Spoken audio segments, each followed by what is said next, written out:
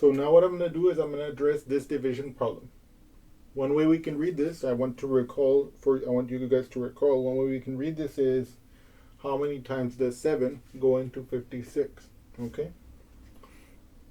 And before we go into the solution, I want to again drill in your brain the other ways we could visualize, or the other ways we could notate this division problem. We could notate this division problem as 56 divided by 7.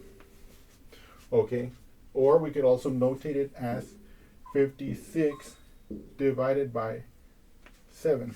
Okay. Okay. So now, as we did before, what we're going to do is we're going to make the multiplication table for this 7. Okay, I'm going to do it on the side. And again, for if you guys already know your multiplication tables, you don't have to do this. But I want to make sure that you guys know exactly where I'm getting these numbers from, and so that there's no doubt whatsoever in your minds about how this is done, because this is so critical. Okay. Okay, so let's do this together. So again, the first one is easy. 0, because 7 times 0 will be 0. 1. 7 times 1 will be 7. Those two are always the easiest ones, okay? What about 7 times 2? I can count it out, okay? Starting from 7, okay? 8, 9, 10, 11, 12, 13, 14. You see, I've counted 7 and I get 14. Okay. Now, I'm going to calculate what I need for 3. Okay. Okay, so I have my 0 here. I'm going to start. I already have 14, 15, 16, 17, 18, 19, 20, 21. So 7 times 3 is 21.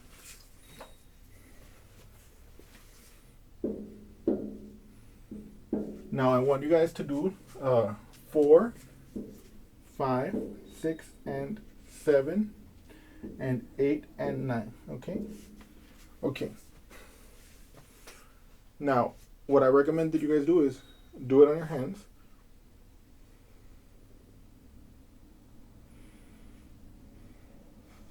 Did you guys get 28? Then you guys did it. Okay? One more time. Do it.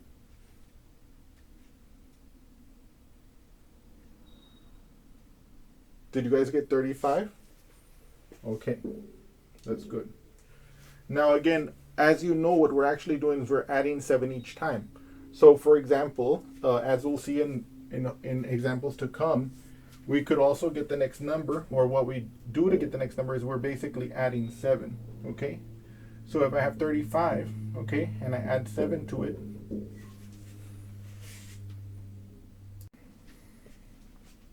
so if I have 35 and I add 7 to it, well, I ask myself, what is 5 times 7? 5, 6, 7, 8, 9, 10, 11, 12. Okay? So I bring down my 2 and I carry my 1. 1 plus 3, that's 4. So I know that 35 plus 7 is 42. Okay? Plus 7 again, that's 49. Plus 7 again, that's 56. Aha! Look at this. 7 times 8 equals 56. 7 did not go into 5, but 7 does go into 56. It goes into 56 8 times. And so we place the 8 here. Okay? So I could write the solution to this one as 8, and I can write the solution to this one as 8. So what I hope you guys can see is that also division is going to allow us to change improper fractions into, although we're not seeing it as a mixed number yet, this is not a mixed number, it's just a whole number.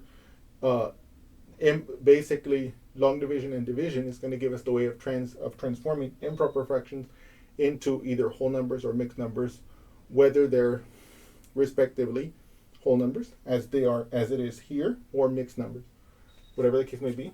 Here, 56 divided by 7 is 8. Why? Because 8 times 7 is 56. And of course here, we see that 7 goes into 56 8 times, and so that's the way we read this. Now, you're gonna see in the future that what we're gonna do, well, I mean, I make it sound like it's in the far off future, right? But it's not.